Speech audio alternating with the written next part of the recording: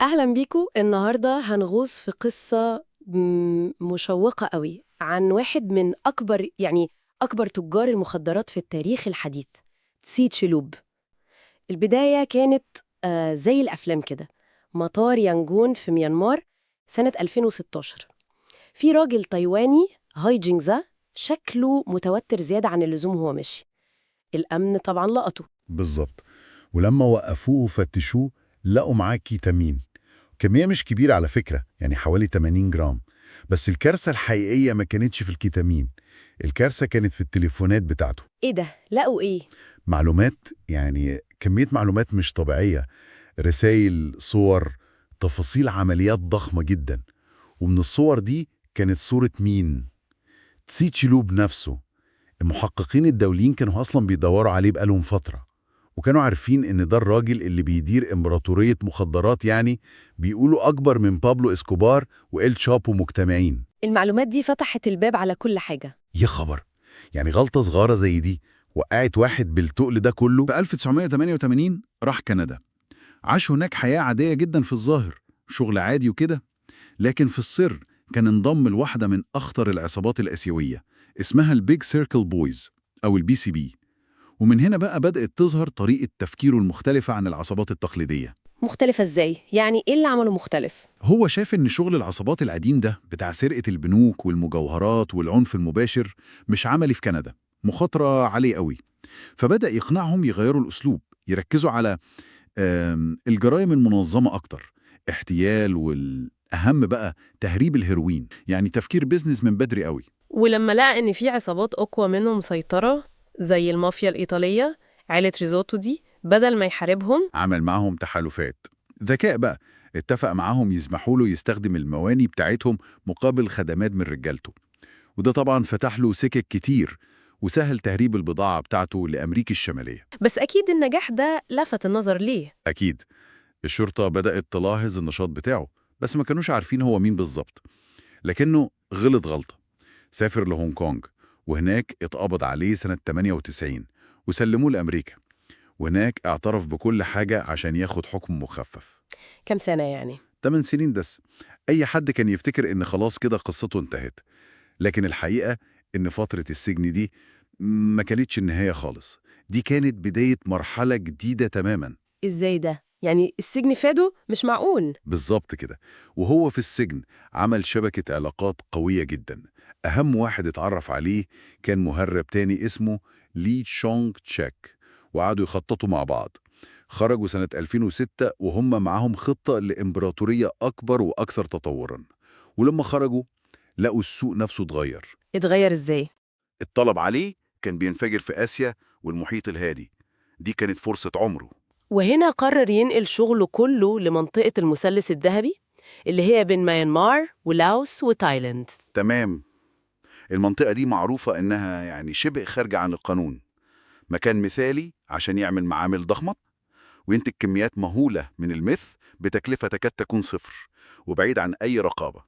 وهناك أسس هو وليه منظمة سام جور. الاسم ده معناه الأخ رقم 3.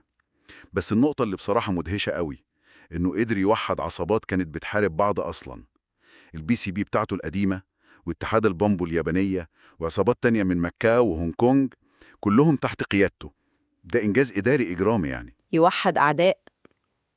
ده عملها إزاي دي محتاجة قوة أو فلوس أو مش عارفة. دليدا كله مع بعضه أكيد عرض عليهم أرباح مضمونة وضخمة، وقدم لهم نموذج عمل منظم جدا، مش فوضى العصابات العادية.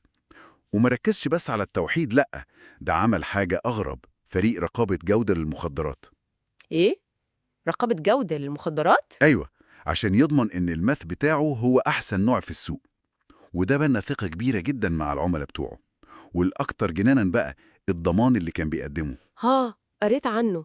لو الشحنة اتمسكت يعوضك بشحنة ثانية ببلاش. إزاي قدر يعمل كده وما يفلسش؟ بسيطة جدا. السر في التكلفة. كيلو الماث الخام كان بيكلفه مثلا حوالي $4000 بالكتير قوي. بيبيعه في الشارع بكام؟ $200,000. وأحيانا أكتر حسب البلد اللي رايحه له، زي أستراليا مثلا. يعني هامش الربح مجنون لدرجة إنه يقدر يخسر نص شحناته ولسه بيكسب مليارات. وعلشان يأمن العمليات دي كلها استخدم تكنولوجيا متطورة قوي. جدا. برامج تشفير قوية جدا للمكالمات والرسائل. GPS عشان يتبع الشحنات لحظة بلحظة. ده بيقولوا استخدم حتى تكنولوجيا البلوك تشين عشان يأمن السجلات المالية بتاعته. وعنده قسم أمن سيبراني كامل. ده مش شغل عصابات خالص، دي شركة مالتي ناشونال إجرامية. هي كده بالظبط، بتستخدم كل أدوات القرن ال21، غير طبعا شبكة غسيل الأموال المعقدة جدا.